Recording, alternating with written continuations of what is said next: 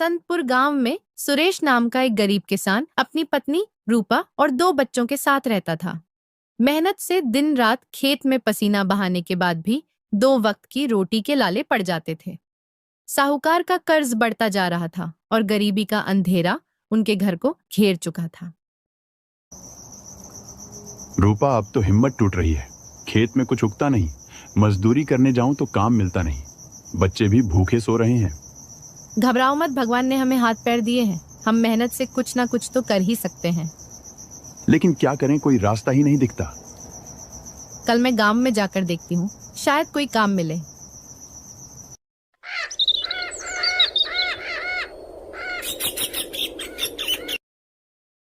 अगली सुबह रूपा अपने पिता के घर जाती है। अरे बेटी रूपा, बड़े दिनों के बाद आई हो, आओ बैठो। आप कैसे हो पिताजी? अभी बैठने का समय नहीं है। बेटा मैं ठीक हूं, लेकिन तुम काफी परेशान लग रही हो। क्या बात है, कोई परेशानी है क्या? क्या बताऊं पिताजी, आपसे तो कोई बात छुपी नहीं है। पिताजी, हम दिन रात मेहनत करते हैं, लेकिन कुछ भी ठीक से नहीं चलता। अब तो खाने के लिए भी 2 रोटी बड़ी मुश्किल से जुटती है। अब आप कोई राह दिखाइए। बेटी, मेहनत का फल जरूर मिलता है, लेकिन सही दिशा में की गई मेहनत ही फल देती है।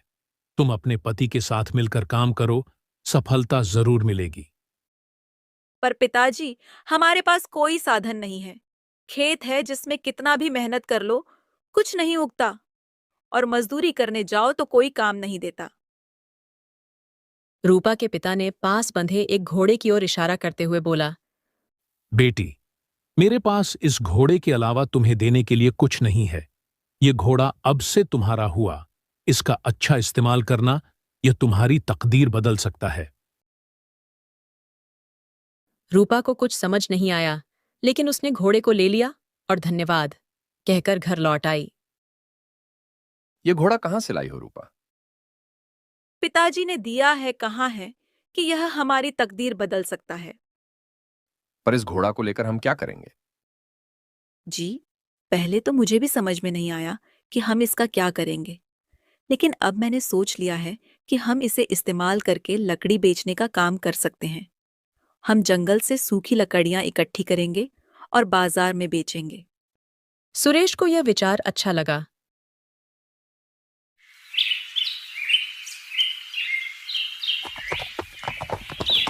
अगले ही दिन वे जंगल गए, सूखी लकड़ियां इकट्ठी की और घोड़े पर रखकर बाजार पहुंचे।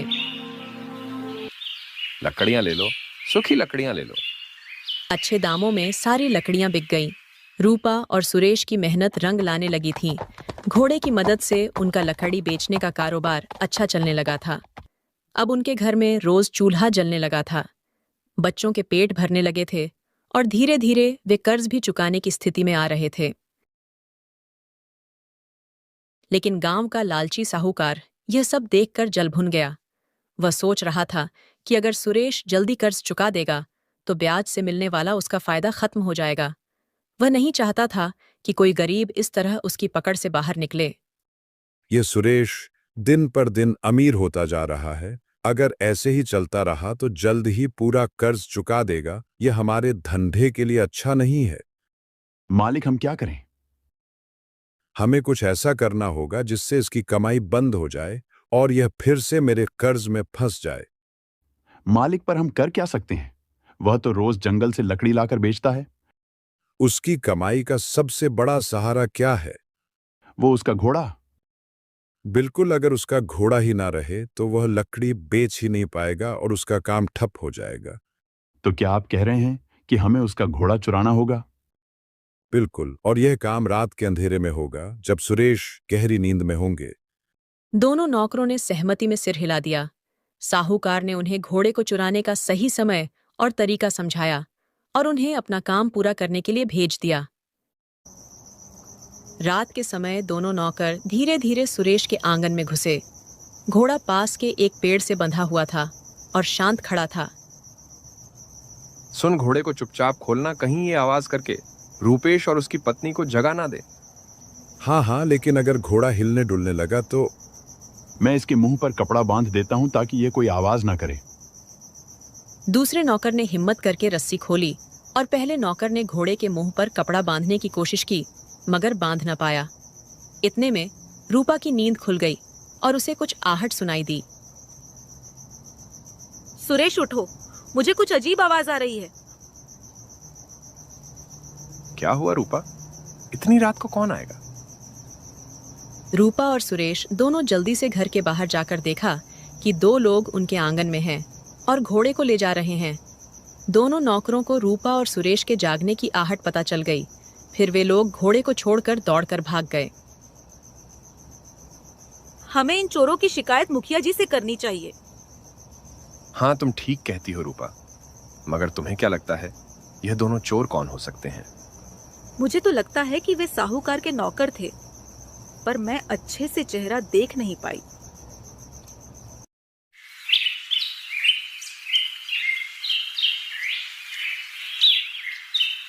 सुबह होते ही दोनों पति पत्नी मुखिया के पास जाते हैं और दोनों चोरों के बारे में बताते हैं।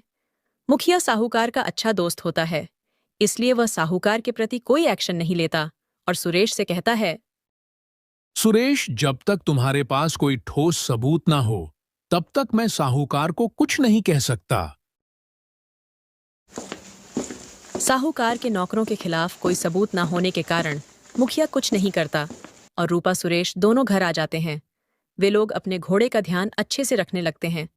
अब सुरेश रात में अपने आंगन में चारपाई लगाकर घोड़े के पास ही सोता।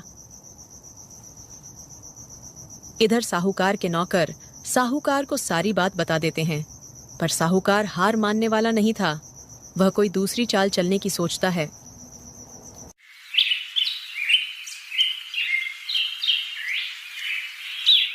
रूपा, मैं बाजार जा रहा हूँ, शाम तक लौट कर आऊंगा। यदि मेरी सारी लकड़ियां बिक गईं तो आज ही साहूकार के पैसे चुका दूंगा। भगवान आपकी इच्छा को पूरी करें, पर जरा सावधान रहना, क्योंकि हमारे घोड़े के ऊपर किसी की बुरी नजर है। लकड़ियां बेचकर घर जल्दी आना। मैं खाना बनाकर आपका इंतजार करूंगी। ठीक है रूपा, मैं ध्यान रखूंगा। सुरेश ने घोड़े के ऊपर लकड़ी रखकर बाजार की ओर रवाना हो गया।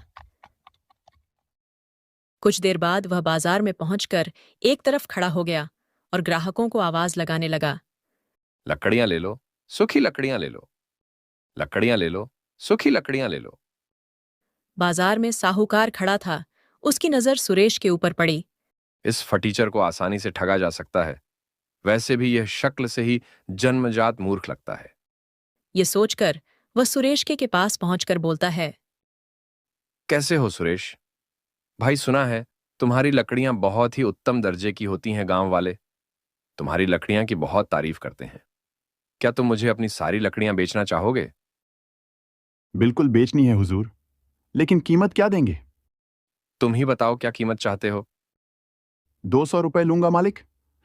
सौदा महंगा है। खैर, क्या तुम लकड़ियां जिस हालत में है उसी हालत में बचोगे ना? हाँ बिल्कुल हुजूर, इसमें मुझे क्या एतराज हो सकता है। तब ठीक है, ये लो 200 रुपए और अपने घोड़े को लेकर जल्दी से मेरे पीछे पीछे चलो। पैसे लेने के बाद सुरेश घोड़े को लेकर साहूकार के पीछे पीछे चल पड़ता है। बड़ी किस्मत से आज कमाई अच्छी हुई है, यह सोचते हुए रूपेश साहूकार के पीछे चला जा रहा था। कुछ देर बाद साहूकार सुरेश और घोड़े को लेकर अपने घर पहुंचा। लकड़ियां तुम यहीं छोड़ दो और तुम जाओ। जैसी हुजूर की आज्ञा।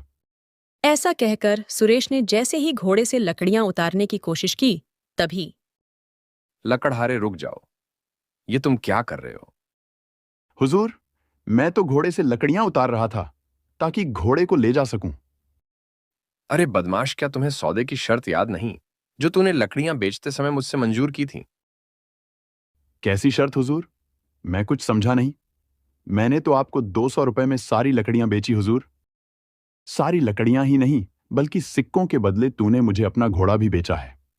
आप यह क्या कह रहे हैं? क्या तूने इस शर्त पर लकड़ियां बेचना स्वीकार नहीं किया था कि लकड़ियां जिस हालत में है उस हालत में बेचेगा? शर्त के मुताबिक अब यह घोड़ा मेरा है। तुझे अपनी कीमत मिल चुकी है, इसलिए तू यहां से चलता बन। नहीं नहीं, ऐसा मत कहिए हुजूर। मैं गरीब आदमी हूं, बर्बाद हो जाऊंगा। सुरेश बहुत गिड़गिड़ाया, लेकिन साहूकार ने उसकी एक नहीं सुनी, बल्कि उसने आसपास के लोगों को भी इकट्ठा कर लिया। देख लो भाइयों, इस लकड़हारे की चालाकी पहले सौदा किया, अब मुकर रहा है और सीना झोरी कर रहा है। क्या यह रहम करने योग्य है? नहीं नहीं, बिल्कुल नहीं। फिर इस गुस्ताख के साथ क्या व्यवहार करना चाहिए? मेरी मानो तो इसे सरपंच जी के पास ले चलो। साहूकार लोगों के कहने पर लकड़हारे को सरपंच जी के पास ले गया। जो साहूकार का प्रिय मित्र था, उसने सरपंच को सारा किस्सा सुनाया। सारी बात सुनकर सरपंच जी ने अपने मित्र के पक्ष में ही फैसला सुनाया। लकड़हारे को अपने सामान की कीमत मिल चुकी है और उसने ग्राहक की शर्त मानी है, इसलिए घोड़ा साहूकार का हुआ। सुरेश, अब घोड़े पर तुम्हारा कोई हक नहीं। सुरेश सरपंच से भी बहुत मिन्नतें करता है, पर सरपंच भी उसकी एक बात नहीं सुनते। बेचारा सुरेश अपने जले नसीब पर आंसू बहाता हुआ अपने घर पहुंचा। अरे ये आपकी आंख में आंसू कैसे? सब ठीक तो है ना? और हमारा घोड़ा कहाँ है? क्या बताऊं रूपा, हमारी तो किस्मत ही फूटी है। वैसे ही मेरे पास धन के रूप में कुछ नहीं था, और आज हमारा घोड़ा भी हाथ से निकल गया। ये आप क्या बोल रहे हैं? सुरेश ने सारी बातें रूपाली को सुनाई। सारी बातें सुनकर रूपा ने अपने पति सुरेश की हिम्मत बढ़ाते हुए कहा, आप जरा भी चिंता मत करो, सब ठीक हो जाएगा। भगवान के घर देर है पर अंधेर नहीं। दोनों पति पत्नी खाना खाकर सो गए।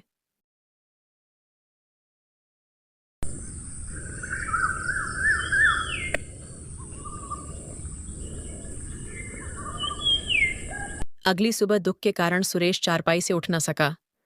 अपने पति की हालत देखकर रूपा बोली, लाओ वो 200 रुपए जो तुम्हें साहूकार ने कल दिए थे, वो रुपए मुझे दे दो। लेकिन रूपा, तुम क्या सोच रही हो और तुम क्या करने वाली हो? मैंने बस सोच लिया है कि साहूकार को सबक सिखा के रहूंगी। मैं इस पैसे से एक घोड़ा किराए पर लाऊंगी और मैं खुद बाजार में जाकर लकड़ी बेचूंगी। सुरेश से 200 रुपए लेकर रूपा बाजार की ओर निकल पड़ती है। हे प्रभु, इनकी रक्षा करना, बेचारे बहुत परेशान हैं। कैसे भी करके मुझे इनकी परेशानी को दूर करना है, मुझे अन्याय से लड़ने की शक्ति देना। प्रभु, अब तो आप ही हमारा सहारा है। ये सोचते सोचते वह अपने पिता के पास जाती है और उन्हें सारी बात बताती हैं। पिताजी, अब आप ही मेरी मदद कीजिए। लेकिन बेटी, मैं तुम्हारी मदद कैसे करूं? तुम ही बताओ। पिताजी, मुझे सबसे पहले एक घोड़ा चाहिए और एक आदमी, क्योंकि अगर मैं बाजार में लकड़ियां बेचने जाऊंगी तो वो साहूकार मुझे पहचान लेगा और मेरे जाल में नहीं फंसेगा। बेटी, घोड़ा तो मैं तुम्हें दिलवा दूंगा, लेकिन किस इंसान को तुम्हारे साथ भेजूं? क्योंकि इस गांव के लगभग सभी लोगों को साहूकार पहचानता है। और तभी रूपा का चचेरा भाई मोहन आ जाता है। राम राम काका। अरे रूपा दीदी, तुम भी यही हो? अच्छा हुआ तुमसे भी मुलाकात हो गई। रूपा और उसके पिता दोनों एक ही बात सोचते हैं कि मोहन को बाजार लेकर जाया जाए। अरे क्या हुआ, आप लोग इतने परेशान क्यों हो? मुझे देख खुश नहीं हुए क्या? अरे नहीं मोहन, ऐसी बात नहीं है, बल्कि तुमने तो हमारी मुश्किल हल कर दी। शायद हमारी मदद के लिए ही भगवान ने तुम्हें यहाँ भेजा। दीदी, तुम ये सब क्या बोल रही हो? मतलब मैं कुछ समझा नहीं। रूपा मोहन को साहूकार के बारे में सारी बात बताती हैं। दीदी, मुझे वह बेईमान साहूकार मिल गया तो मैं उसे छठी का दूध याद दिला दूंगा। बस तुम बताओ, तुम्हारी क्या योजना है? रूपा अपनी योजना मोहन को बताती हैं और दोनों भाई बहन घोड़े पर लकड़ियां लेकर बाजार पहुंचते हैं। बाजार पहुंचकर मोहन जोर जोर से आवाज लगाने लगता है। लकड़ियां ले लो, सूखी लकड़ियां ले लो, सस्ती में लकड़ियां ले लो। और रूपा दूर खड़ी देख रही थी। उस रोज भी वह साहूकार किसी को ठगने के विचार में बाजार आया था। उसने लकड़ियां बेच रहे मोहन की ओर देखा। वाह, भगवान ने आज फिर से मेरे लिए एक शिकार भेज दिया। कल मुझे एक घोड़ा मिला था और आज भी मुझे फिर से घोड़ा मिल जाएगा। यह सब सोचकर साहूकार मोहन के पास पहुंचा। क्या कीमत है तुम्हारी लकड़ियों की? 150 रुपए मालिक। महंगा सौदा है। क्या दाम कुछ कम नहीं करोगे? वैसे इस गांव के तो नहीं लगते हो। हाँ मालिक, मैं दूसरे गांव का हूं और सौदा 4 सिक्के भी आपको महंगा नहीं पड़ेगा हुजूर। मेरी लकड़ियां बिल्कुल सूखी और बहुत ही अच्छी हैं। मंजूर है तो बोलिए। यह इंसान तो बहुत चालाक लग रहा है। खैर, कोई बात नहीं। इसकी जल्द अक्ल समझ में आ जाएगी। क्या सोच रहे हैं हुजूर? जल्दी बताइए, नहीं तो फिर मैं दूसरे ग्राहक को आवाज दूंगा। ठीक है, मुझे मंजूर है। मगर लकड़ियां जिस हालत में है, उसी हालत में तुम्हें बेचनी होगी। क्या तुम्हें मंजूर है? मोहन मन ही मन खुश होता है कि जिस जाल में रूपा उसे फंसाना चाहती थी, उस जाल में वो फंस गया। अरे जल्दी करो, मेरे पास फालतू वक्त नहीं है। मोहन भी साहूकार से वही बातें बोलता है जो उसे रूपा ने सिखाया था। ठीक है हुजूर, बेच दूंगा। पर मेरी भी एक शर्त है कि आप भी मुझे पैसे उसी हालत में देंगे जिस हालत में वे पैसे होंगे। मोहन की बात सुनकर साहूकार चौंक उठा, फिर मन ही मन मुस्कुराते हुए बोला, ठीक है, मुझे यह शर्त मंजूर है। अब देर ना कर, अपने घोड़े के साथ मेरे पीछे पीछे चल। मोहन अपने घोड़े को साहूकार के पीछे पीछे लेकर चलने लगा। बेईमान कहीं का, अपने आप को बड़ा होशियार समझ रहा है। जब बात सामने आएगी तो खून के आंसू रोएगा। यह सब सोचते सोचते मोहन साहूकार के घर पहुंच गया। हुजूर, लकड़ियां कहाँ रखूं? अरे मूर्ख, तुमने क्या सौदा किया था? शर्त याद है या मैं याद दिलाऊं? अब लकड़ियों के साथ ये घोड़ा भी मेरा है। चलो इसको अब खंभे से बांध दो। ओह हाँ, यह शर्त तो मैं भूल ही गया था। माफी चाहता हूं मालिक, अभी घोड़ा बांध देता हूं। और मोहन ने चुपचाप घोड़े को पेड़ से बांध दिया। मैंने आपका हुक्म पूरा कर दिया हुजूर। लाइए, अब मेरी भी कीमत दे दीजिए। साहूकार अपनी धोती की जेब से पैसे निकालकर मोहन को देता है और तभी रूपा वहां आ जाती है। हुजूर, यह आप क्या कर रहे हैं? सौदे के हिसाब से लकड़ियां जिस हालत में थी, उस हालत में लकड़ियों के साथ साथ मेरा घोड़ा भी आपको मिल गया। लेकिन आपने मुझसे भी तो यह वादा किया था कि आप पैसे उसी हालत में देंगे जिस हालत में वह होंगे, और उस समय पैसे आपकी धोती में थे। इसलिए पैसों के साथ साथ आपको अपनी एक टांग काटकर मुझे देनी होगी। शर्त के मुताबिक आपको ऐसा करना ही होगा। लाइए, पैसों के साथ अपनी एक टांग भी काट कर दीजिए। रूपा की बात सुनकर साहूकार के होश उड़ गए। ये तुम क्या बक रही हो? और तुम यहां क्यों आई हो? बक नहीं रही मालिक, बल्कि न्याय की बात कर रही हूँ। आपको पैसों के साथ अपनी एक टांग भी देनी होगी। और हाँ, ये मेरा भाई है और ये घोड़ा भी हमारा है। तुम्हारी ये मजाल, मैं कहता हूं निकल जाओ मेरे घर से। ऐसे नहीं मालिक, अब तो मैं यहाँ से अपना हक लेकर ही जाऊंगी। रूपा जोर जोर से चिल्लाने लगी। भाइयों और बहनों, मेरी बात सुनो, मुझे इस बेईमान मालिक से न्याय दिलाओ। अरे ये तो लेने के देने पड़ गए। ये तो मेरा ही पासा मुझ पर ही उल्टा पड़ गया। अरे पहले मेरी बात तो सुनो। अब तो मैं सिर्फ एक ही शर्त पर आपकी बात सुनूंगी मालिक, कि पहले आप मुझे अपनी एक टांग काट कर दीजिए। साहूकार समझ गया था कि रूपा अपने पति के साथ किए गए धोखे का बदला ले रही है, और अगर लोग इकट्ठा हो गए तो वो भी रूपा का साथ देंगे। अरे टांग के बदले में तुम्हें ये घोड़ा, तुम्हारी सारी लकड़ियां और इन सब के साथ 200 रुपए भी देने को तैयार हूं। भगवान के लिए लोगों को इकट्ठा मत करो। और साथ ही साथ मैं तुम्हारे सारे कर्ज भी माफ करता हूं। मुझे अपना सबक मिल चुका है। रूपा साहूकार को सबक सिखा चुकी थी, इसलिए वो साहूकार को माफ कर देती है। ठीक है मालिक, आपको अपनी गलती का एहसास हो गया है तो ठीक है। आप मुझे मेरे दोनों घोड़े लौटा दीजिए, और हाँ, मैं आपसे लिए हुए पूरे कर्ज चुकाऊंगी। क्योंकि मालिक, हम गरीब जरूर हैं, लेकिन हम गरीब बहुत खुददार होते हैं, किसी के हक के पैसे नहीं मारते। इसलिए ये 200 रुपए आप खुद रख लीजिए और हमारा कर्ज खत्म कीजिए। साहूकार से दोनों घोड़े लेकर रूपा और मोहन घर लौट जाते हैं। रूपा घर पहुंचकर खुशी खुशी सारी बात सुरेश को बताती है। रूपा, आज मुझे तुम्हारी होशियार पर बहुत गर्व हो रहा है। और मोहन, तुम्हारा भी बहुत बहुत शुक्रिया जो तुमने रूपा का साथ दिया। हाँ भाई, आज तू अगर समय पर ना आता तो मैं साहूकार को सबक नहीं सिखा पाती। तेरा बहुत शुक्रिया। दीदी, जीजा जी, आप लोग भी कैसी बात कर रहे हैं? क्या मैं आपका अपना नहीं? मुझे खुशी है कि मैं आप लोगों के कुछ काम आया। ठीक है, अब मैं चलता हूं। सुन, तू एक घोड़ा साथ लेकर जा और पिताजी के पास छोड़ देना। वो उसे उसके मालिक को वापस कर देंगे। दोस्तों, इस प्रकार की और भी मजेदार कहानियों को देखने के लिए हमारे चैनल को सब्सक्राइब करना ना भूलें।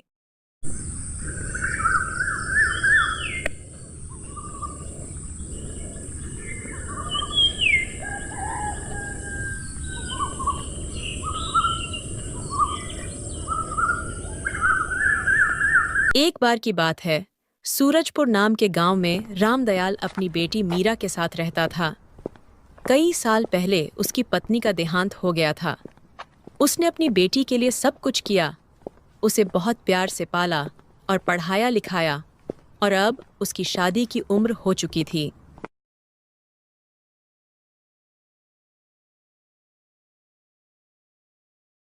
सीता बेटा, मेरा गला सूख रहा है, जरा मुझे एक गिलास पानी तो दे। जी पिताजी, अभी लेकर आती हूँ। पिताजी, आपकी तबीयत बहुत खराब रहती है। मैंने आपको कितनी बार कहा है कि आप दवाइयाँ क्यों नहीं लेते? बेटा, मेरी तबीयत दवाइयों से नहीं बल्कि तेरी शादी करके ठीक होगी। पिताजी, मुझे शादी नहीं करनी। मैं चली जाऊंगी तो आपका ख्याल कौन रखेगा? अरे बेटा, भला ऐसा देखा है कहीं? बेटियों को तो अपने घर जाना ही होता है, बस यही दुनिया की रीत है। चल, खाना परोस, बहुत भूख लगी है।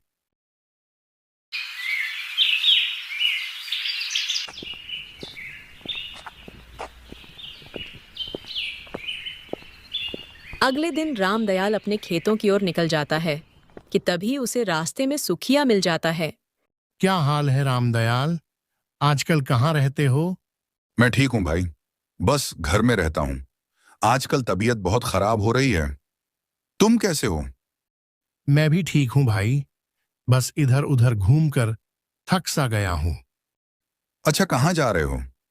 कुछ नहीं रामदयाल, तुम्हें तो पता ही है, मैं लोगों की शादियां करवाता हूं, जिसके कारण मुझे गांव में कम और शहर में ज्यादा रहना पड़ता है। सुखिया जब शादी की बात करता है, तब रामदयाल का मुंह उतर जाता है। अरे भाई रामदयाल, तेरा मुंह इतना उतरा हुआ क्यों है? सुखिया, मेरी बेटी की शादी की उम्र हो गई है, लेकिन अभी तक उसके लिए कोई अच्छा लड़का नहीं मिला। तुम चिंता मत करो रामदयाल, मैं तुम्हारी बेटी के लिए किसी अच्छे घर का रिश्ता जरूर लेकर आऊंगा। ठीक है भाई, कोई लड़का नजर में हो तो जरूर बताना। इतना कहकर रामदयाल और सुखिया अपने काम की ओर निकल जाते हैं।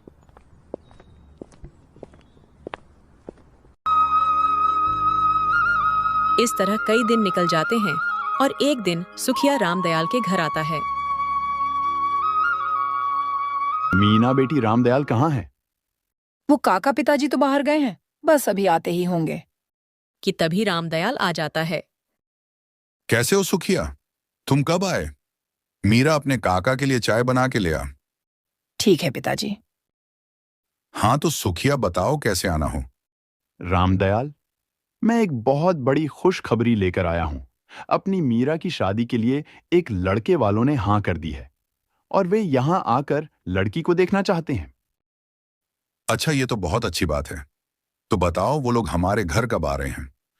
वैसे तो लड़के के घर में उसके माता पिता और एक बड़े भाई भाभी हैं, लेकिन कल तो केवल लड़के के माता पिता आ रहे हैं। अच्छा सुखिया, ये तो बहुत अच्छी बात है। ये बात कर तुमने तो मेरा दिल ही जीत लिया। अच्छा रामदयाल, अब मैं निकलता हूं, मुझे बहुत काम है।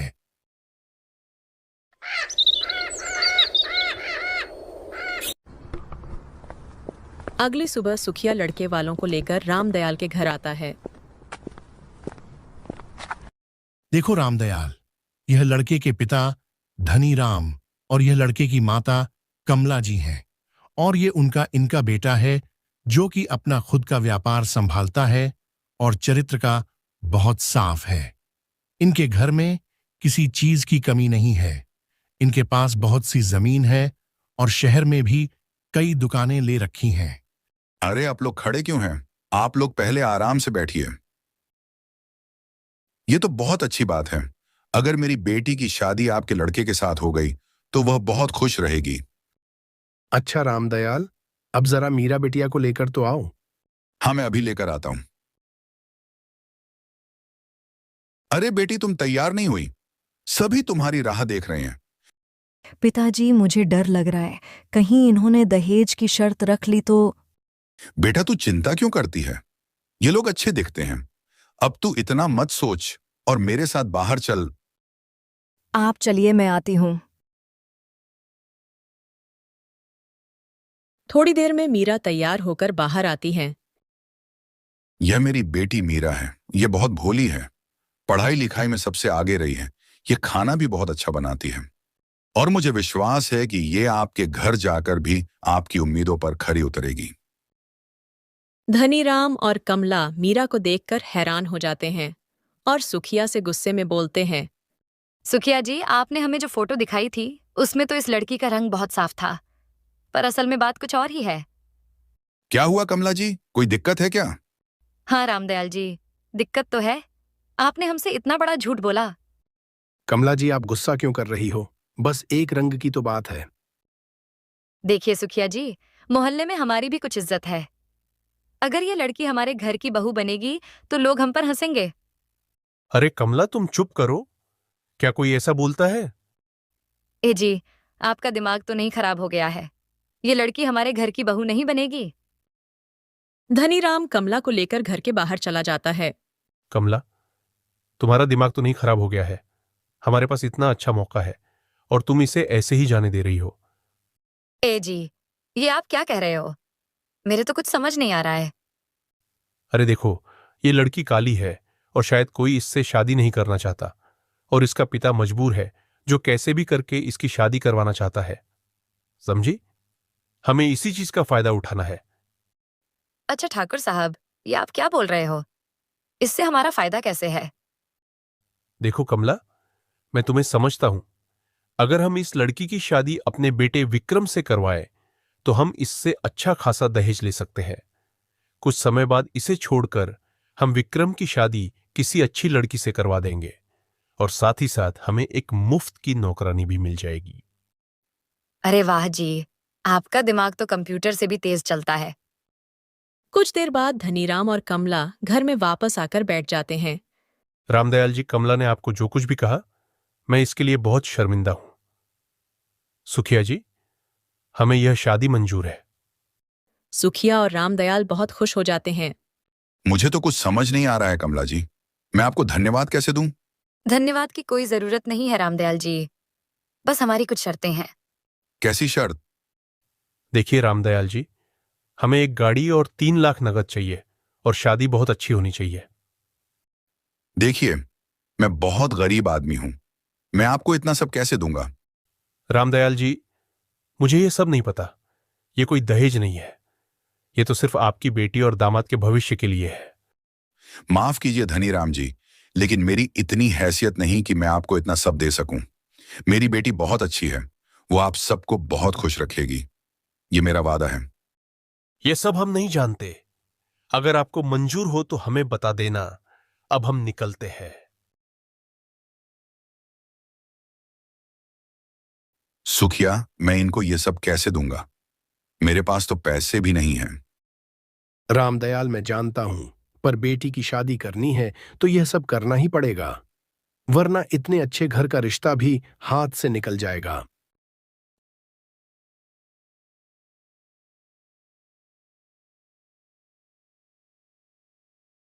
इतना कहकर सुखिया वहां से चला जाता है। पिताजी, आपको उनकी कोई शर्त मानने की जरूरत नहीं, मुझे शादी नहीं करनी। पर बेटी, लड़का और परिवार अच्छा है, मुझे कहीं से भी पैसों का इंतजाम करना होगा। अगर यह रिश्ता हाथ से निकल गया तो तुमसे कौन शादी करेगा? इन्होंने कम से कम हाँ तो करी है। लेकिन पिताजी। तुम इसकी चिंता मत करो, तुम्हारा पिता कुछ भी करेगा पर तुम्हारी शादी करवा के रहेगा। बेटा, आखिर ये सब कुछ तो तेरा ही है और तू खुश रहे, इससे ज्यादा मुझे कुछ नहीं चाहिए।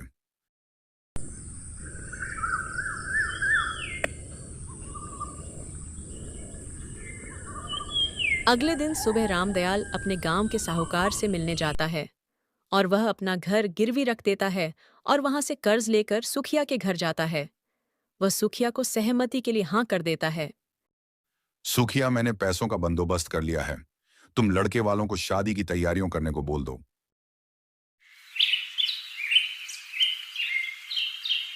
कुछ दिन बाद वह अपनी बेटी की शादी विक्रम से करवा देता है।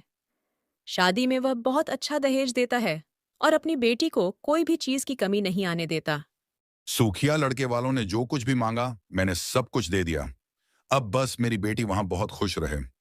अरे रामदयाल, तुम बेटी की चिंता बिल्कुल छोड़ दो। वो एक बहुत ही अच्छे परिवार में गई है। मीरा बेटी वहां बहुत खुश रहेगी।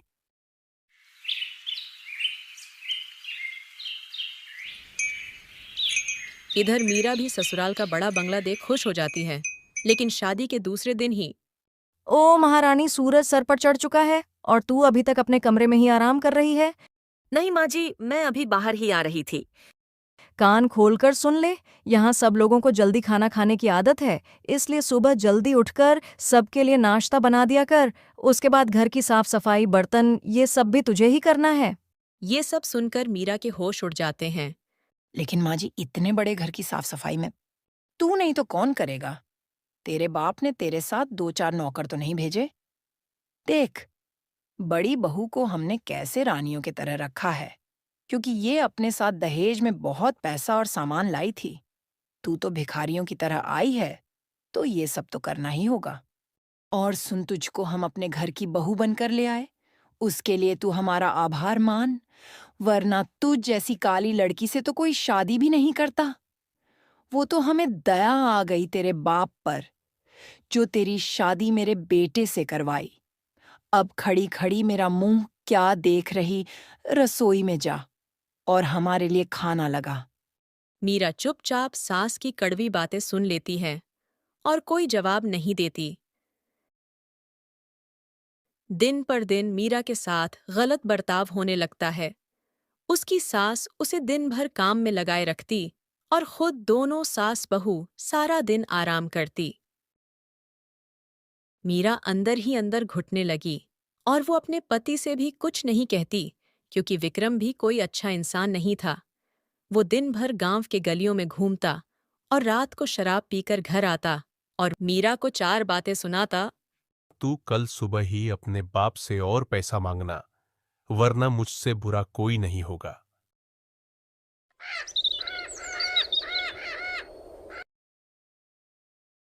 अगले दिन सुबह पड़ोस के घर की सुहानी मीरा से मिलने आती है।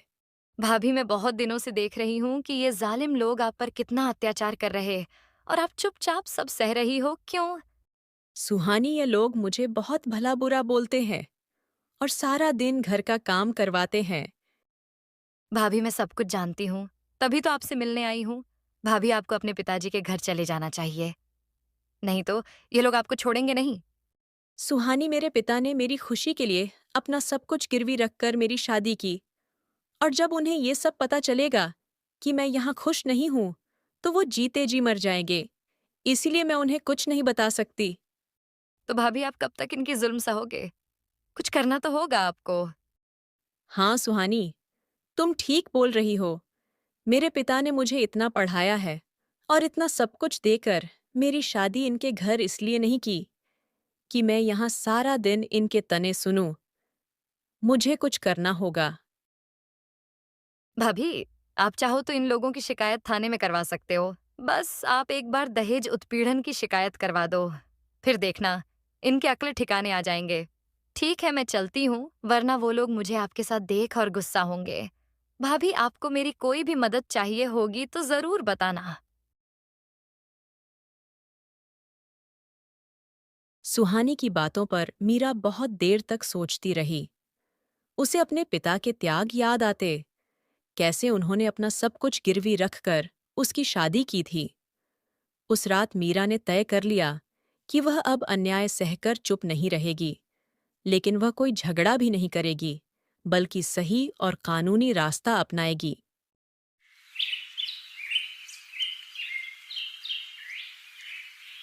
अगली सुबह वह चुपचाप अपने कमरे में बैठकर अपने फोन से सबूत जुटाने लगी।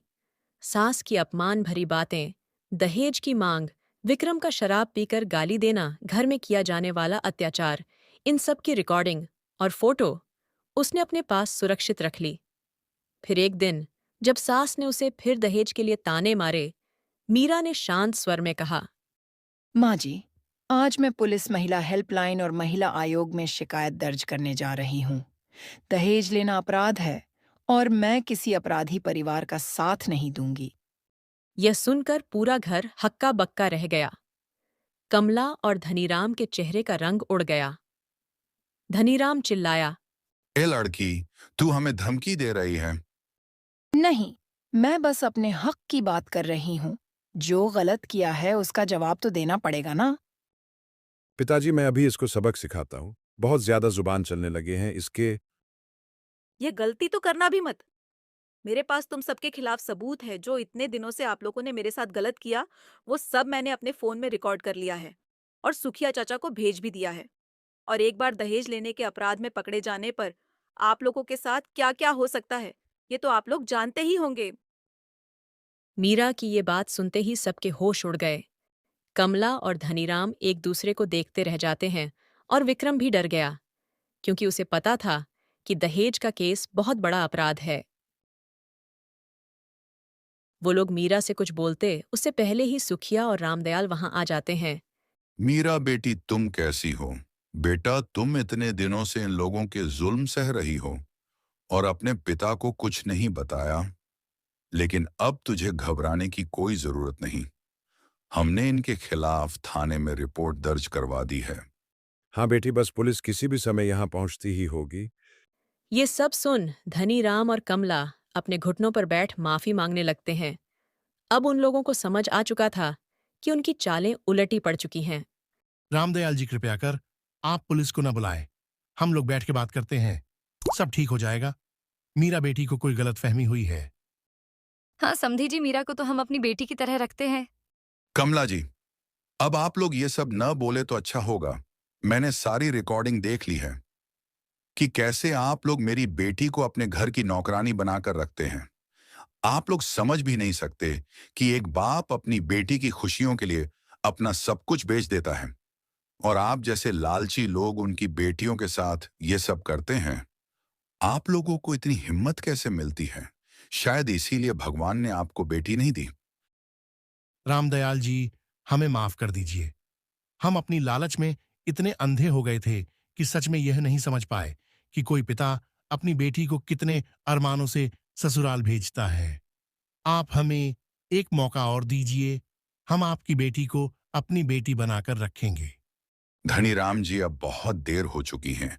मेरी बेटी के सभी आंसू की कीमत तो आप लोगों को चुकानी ही होगी। चलो बेटा, अपने घर चले। बहू, हमें माफ कर दो, हमसे गलती हो गई। मीरा ने शांत होकर जवाब दिया, गलती तब होती है जब इंसान अनजान हो। आपने तो सब जानकर किया। विक्रम भी मीरा से माफी मांगने लगता है। मीरा, मुझे माफ कर दो। मैंने तुम्हारे साथ बहुत गलत किया है, लेकिन मुझे बदलने का एक मौका दो। अगर तुम सच में एक अच्छा जीवन चाहते हो तो शराब छोड़ो, मेहनत करो और मुझे इज्जत दो, वरना मैं अपने भविष्य को बर्बाद नहीं करूंगी। और जिस दिन तुम बदल जाओगे उस दिन मुझे लेने मेरे पिता के घर आ जाना। विक्रम पहली बार मीरा की आंखों में सच्ची शक्ति देख पाया। वह चुप हो गया और सिर झुका लिया। और हाँ, इस बार मैं आप लोगों को माफ कर रही हूँ, लेकिन आप लोग कभी किसी लड़की को कमजोर मत समझना। अगर कोई लड़की चुपचाप ससुराल वालों के गलत व्यवहार को सहती है तो इसका मतलब यह नहीं कि वो कमजोर है। बस अपने मां बाप के लिए वो चुप रहती है। चलिए पिताजी। इस तरह मीरा ने अपने ससुराल वालों सबक सिखाया। कुछ समय बाद विक्रम अपनी सारी गलत आदतों को छोड़ देता है और मीरा को उसके घर से लेकर अपने घर आ जाता है। अब मीरा उसी घर में, उसी परिवार में डरी हुई बहू नहीं, बल्कि सम्मान से जीने वाली, शिक्षित और आत्मनिर्भर मीरा बनकर रहने लगी। गांव की औरतें भी मीरा से प्रेरित होकर अपने हकों के लिए खड़ी होने लगीं।